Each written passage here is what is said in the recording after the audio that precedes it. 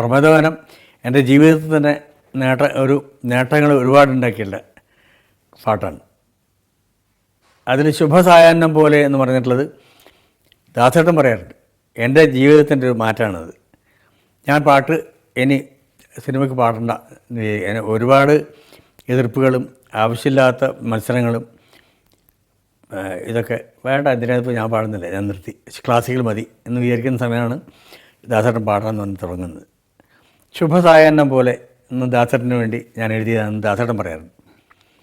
അതിൽ ആ പാട്ടിൽ ഒരു അനുപല്ലവി, ഏതേതോ കഥയിൽ സറയുവിലൊരു ചുടും എഴുതീർക്കണമായി ഒഴുകിയ ഞാൻ, അത് രാമായണമാണ് ഒരു ചരണം. മറ്റേത്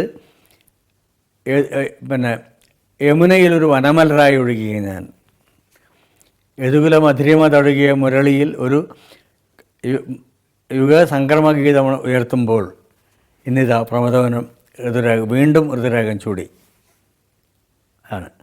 ഇതൊന്നും ആരും ആലോചിച്ചിട്ടുണ്ടാവില്ല ചിലപ്പം. ഈ പാട്ടിൻ്റെ ലഹളയിൽ ഈ വരികളുടെ മുഗ്ധതയാണ് ഞാൻ ആലോചിക്കുന്നത്.